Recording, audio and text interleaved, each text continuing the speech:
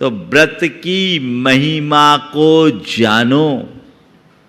अपनी वृत्तियों के परिष्कार का यही आधार है। ये तुम्हारे मुक्ति का मूल है। और ऐसा कोई साधारण व्यक्ति तक ही सीमित नहीं है। तीर्थंकर भी व्रतों को अंगीकार करते हैं। दीक्षा लेते समय सबसे पहले पंचाचार का संकल्प होता है। 5 महाव्रत, 3 गुप्ती और 5 समिति रूप 13 प्रकार के चारित्र को अंगीकार करते हैं। और कैसे करते हैं? जीवन पर्यंत के लिए करते हैं। अपने व्रतों को अंगीकार करते हैं तो व्रतों को अंगीकार करें, जीवन पर्यंत के लिए अंगीकार करें। ये व्रत की महिमा है, इसके बिना किसी का उद्धार नहीं है। इस महिमा को समझते हुए जो व्रताचरण करते हैं, सम्यक रीति से व्रताचरण करते हैं, वे ही व्रतों का फल पाने के अधिकारी होते हैं, व्रतों का लाभ उठा सकते हैं। दूसरा कोई लाभ उठाने वाला नहीं है। तो आज के संदर्भ में जो मैंने आप सबसे बातें की वो व्रतों के संदर्भ में समझ लेना। चाहे व्रत हो, चाहे समिति हो, चाहे गुप्ती हो, इनमें प्रवृत्ति है, मानता हूँ, लेकिन ये प्रवृत्ति भी निर्वृत्ति के लिए। इसके अभाव में मुक्ति न तो किसी को मिली है न मिल सकती है।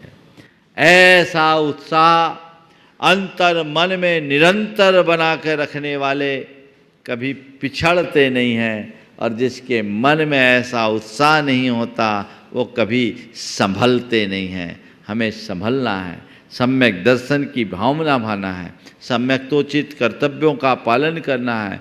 जितना तुम्हारे पुरुषार्थ गम्य है उतना करो, और जिस पर तुम्हारा जोर नहीं है उसे अपने दैव पर छोड़ दो, अपने भवितव्य पर छोड़ दो। अभी मैंने कहा कि मैं सम्यक दृष्टि हूँ कि नहीं है कोई नहीं बोल सकता। सम्यक दृष्टि होने की बात तो बहुत दूर की है, भव्य है या नहीं है ये भी दावे के साथ नहीं कहा जा सकता। भव्य हूँ या नहीं हूँ ये भी नहीं कहा जा सकता। ये दिव्य ज्ञान का विषय है। इसलिए उपदेश वही देना चाहिए और उसका ही उपदेश सुनना चाहिए जो मोक्ष मार्ग में आगे बढ़ने के लिए प्रेरित करे, प्रोत्साहित करे। जो तुम्हें नीचे लाने की बात करता, समझना सच्चा उपदेशक नहीं है। सच्चा उपदेशक वही है जो खुद मोक्ष के मार्ग में लगा और औरों को लगाना चाहेगा। लेकिन मुश्किल ये है कि जो जहाँ बैठा होता उससे ऊपर की बात कर ही नहीं सकता, वो नीचे की बात करेगा। तुम खुद कपड़े में बैठे हो तो दूसरों को कपड़ा उतारने की प्रेरणा कैसे दोगे? तुम खुद अव्रती हो तो दूसरों को व्रती बनने का उपदेश कैसे दे सकोगे? और यही हुआ, आज अव्रतियों ने उपदेश देने की शुरुआत कर दी तो वो खुद अव्रती बने और लोगों को भी अव्रत की ओर बढ़ा दिए। काश वे अगर अनुव्रती भी होते तो लोगों को उत्साहित करते।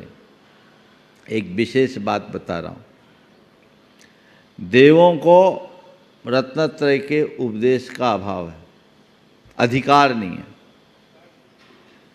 धवला में लिखा तत्तिरियन उपदेशा ही आरा भावादो। क्यों? तत्त चरित्ता भावा। देवों में चरित्र का अभाव है। धवला की 8वीं पुस्तक में है। उनमें कोई चरित्र नहीं, वो असंयमी है। इसलिए उनको रत्नत्रय के उपदेश देने का भी अधिकार नहीं है। देगा कैसे?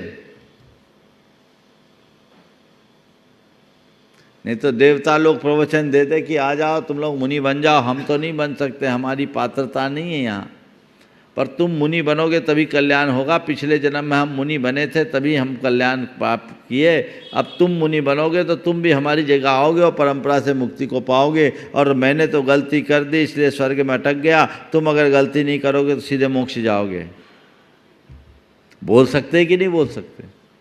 लेकिन तथ्य चरित्ता भावा, वहाँ चरित्र का अभाव है। त्रियन उपदेश आह्यारा भावादो संयम लेशोपि न तेषां विद्यते। इस आशय की बात आचार्य वीरसेन ने धौला में लिखी है। इसलिए मैं आप सबसे कहूंगा, उपदेश सदैव उससे सुनना जिसके जीवन में कुछ आदर्श हो,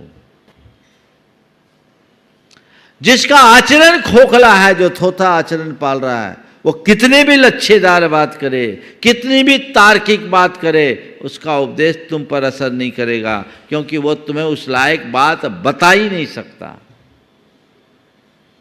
उसकी तरफ दृष्टि रखो, चाहे जो उपदेशक बन जाए और चाहे जिसका उपदेश सुनोगे तो संसार में ही रुलोगे।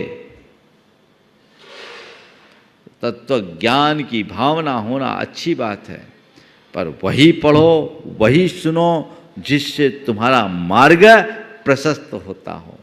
तो पंच इंद्रिय संवरणम पंचभया पंचविंश क्रियासु पंच समिदो तय गुत्तु संयम चरणम निरायारम। मैं थोड़ा आगे बढ़ रहा हूँ क्योंकि काफ़ी दिन हो गए हैं इस प्रवचन माला को, और मुझे प्रतिपाद्य को भी और आगे बढ़ाना है। 5 समितियाँ, चाहूँ तो 5 दिन 5 समिति में हो सकते, 3 गुप्ती में 3 दिन, लेकिन आज इसी गाथा में मैं संयमाचरण का उपसंहार करना चाहूँगा और आने वाले दिनों में इस विषय को और आगे बढ़ाकर, अभी कुंद आचार्य के वाङ्मय से इतना है कि पूरे 1 वर्ष बोलूँ तो कम है, पूरे 1 वर्ष अगर बोलूँ तो कम है, और क्या पूरा जीवन उन पर बोलते रहें तो कम है। पर सार में मैं अपनी बात आप सबको बता रहा हूँ। मुनिराज 5 समिति के पालन करते हैं, 3 गुप्ती, 5 महाव्रत, 5 समिति और 3 गुप्ती, ये 13 प्रकार का चरित्र मुनियों का मूल चरित्र है। ये मुनि के मूल है, पहचान है। हाँ, ये बोल रहे यही 13 पंथ है। हाँ, भगवान 13 पंथ तो यही है, 13 पंथ का अर्थ ही यही है, 13 पंथ वो मेरा पंथ। जो 13 प्रकार के चरित्र का पालन करने वाले मुनियों को अपना आदर्श मानता है, उसके आधार पर 13 पंथ चर्चा में आ गया, ऐसा कहते हैं। पर 13 पंथ अपने आप में कोई पंथ नहीं है। हमारा मूल पंथ तो आगम का पंथ है, जो मूल संग से प्रवर्तित है, मूल आमना है, हमें उसे ही देख करके चलना चाहिए।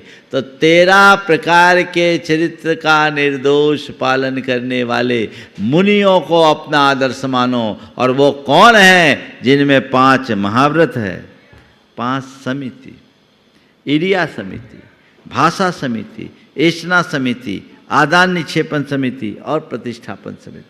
चल रहे यदवा तदवा नहीं, देख कर चलो, जीवों को बचा करके चलो, हमसे किसी सूक्ष्म जीव का भी आघात ना हो जाए, इसका ध्यान रख करके चलो। ये इरिया समिति, यानी चलने में भी सजगता। भाषा समिति, बोलने में सावधानी, बोलने में सजगता। बोलना है तो चाहे जो चाहे जैसा नहीं बोलना। हित मित प्रिय वचनों का प्रयोग करना। भ्रम रोग हर जिनके वचन मुख चंदते अमृत झरे। जो मन का भ्रम दूर कर दे, हृदय में आह्लाद उत्पन्न करे, ऐसे वचनों का प्रयोग।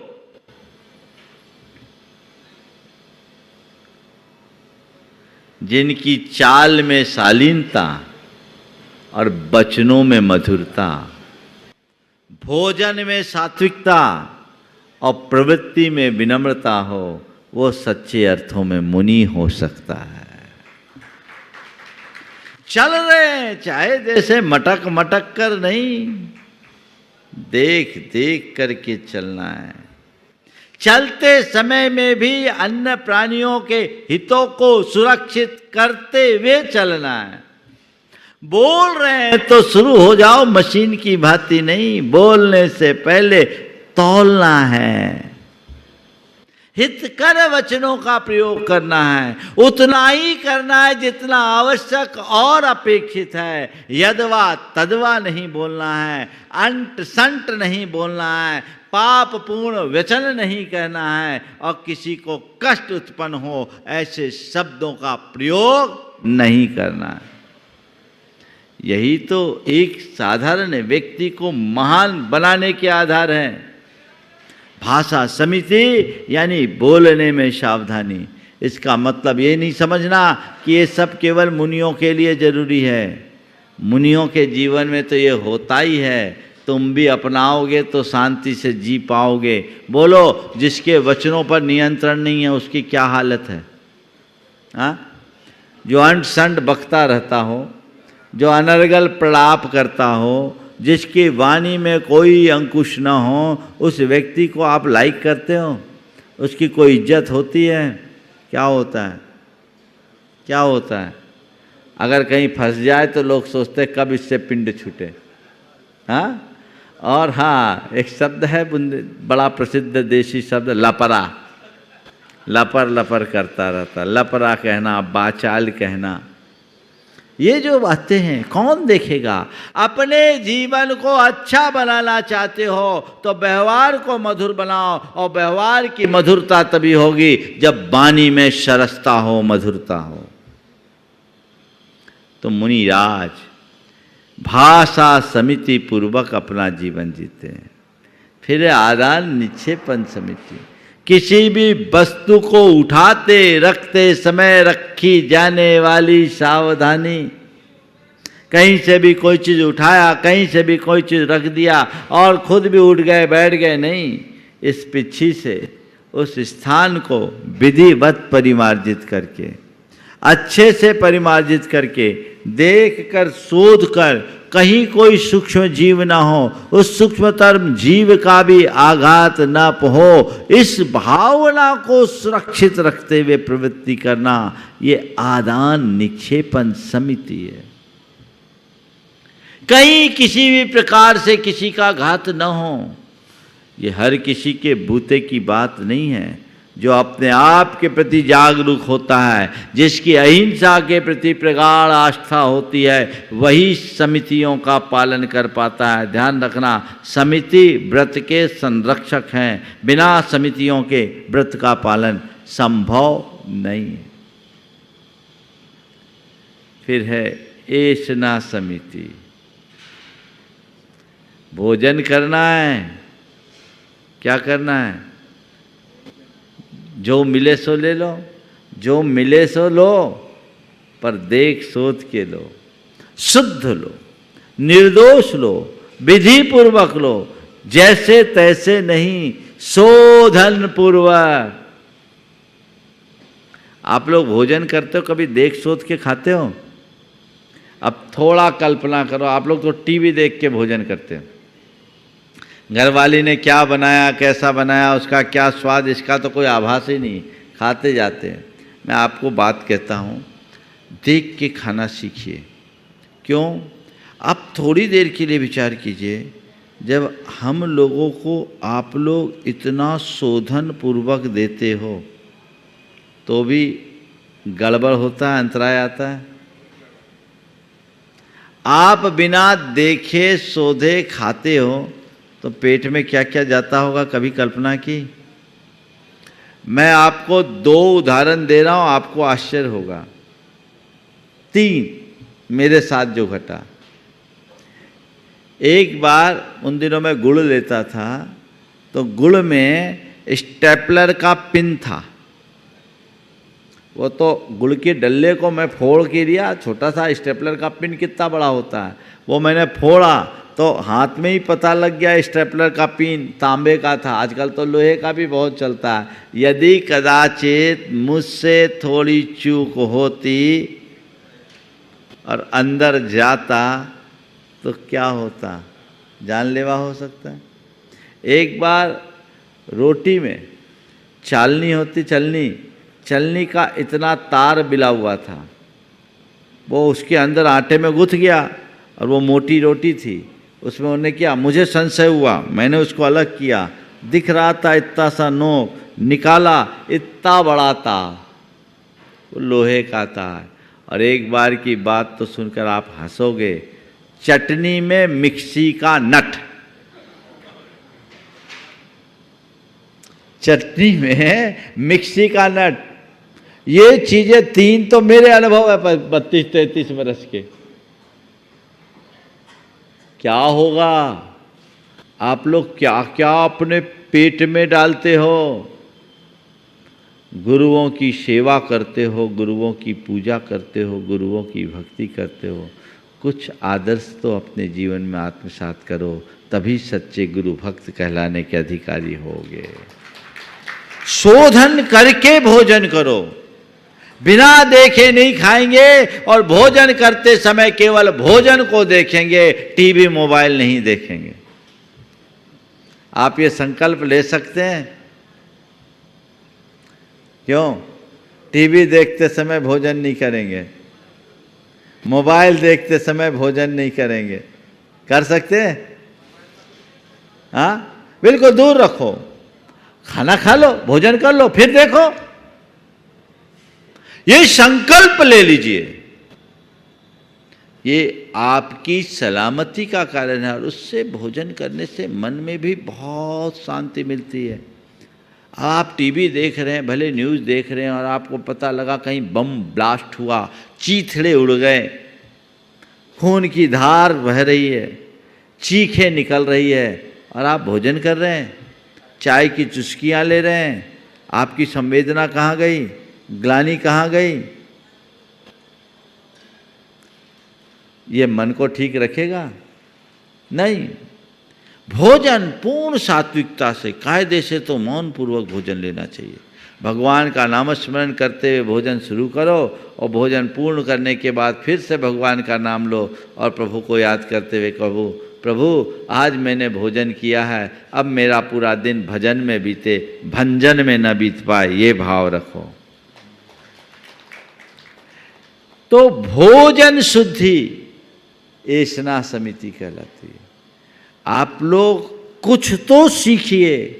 और प्रतिष्ठापन समिति का मतलब शुद्ध, निर्जंतुक, निर्दोष, बाधा रहित स्थान में मल मूत्रों का क्षेपण करना। मुनिराज लोग इसीलिए जंगल में जाते हैं, खुले स्थान में जाते हैं। आज के समय में ये बहुत बड़ी समस्या बनती जा रही है। हालांकि समाज में जागरूकता है, बुंदेलखंड में तो प्रायः सब जगह की समाजों ने कुछ जगह एक्वायर कर रखी है, खरीद के रख रखी है कि हमारे यहाँ आने वाले साधु संतों को निहार में कोई बाधा न हो। ये जिम्मेदारी आपकी है। सावक ही साधु की चर्या में सहायक बनता है। अगर सावक थोड़ी सावधानी रखे और वह साधु की चर्या में सहायक बन जाए तो बेड़ा पार हो सकता है। वैसा रास्ता सबको चुनना चाहिए। तो ये 5 समितियां हैं जिनका मुनिगण पालन करते हैं और इसके साथ 3 गुप्ती है। गुप्ती को हम अपने व्यवहारिक जीवन में किस तरीके से आत्मसात कर सकते हैं, इसकी चर्चा आप सबसे फिर करेंगे। आज जो हमने व्रत का स्वरूप, व्रत की महिमा, व्रताचरण और व्रत के लाभ की बात आप सबसे की है, इसे समझिए और व्रतों के प्रति सदैव उत्साहित रहें। मन में ये भाव भाए कि मैं अपना जीवन व्रतपूर्वक ही पूरा करूं।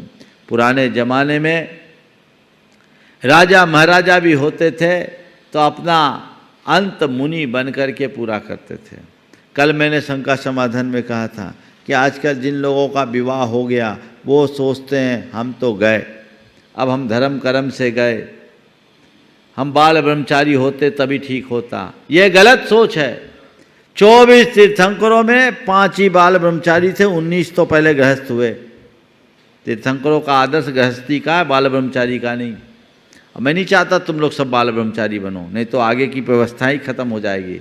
संतति तभी तक चलेगी जब आप गृहस्थ हो। तो जितने गृहस्थ बन गए हो, गृहस्थ बनो, ग्रस्त मत रहो। अपने जीवन का अंत हम व्रती बनकर समाधि पूर्वक कर सके, महाव्रती बने, अनुव्रती बने, लेकिन अव्रती न रहे। ये संकल्प लो तो रास्ता तुम्हारा है। तुम्हारे लिए दोनों काम करना है, कर्म को भी संभालना है, धर्म को भी संभालना है। ये रास्ते को अंगीकार करके करेंगे तब हमारे जीवन का पथ प्रशस्त हो सकेगा।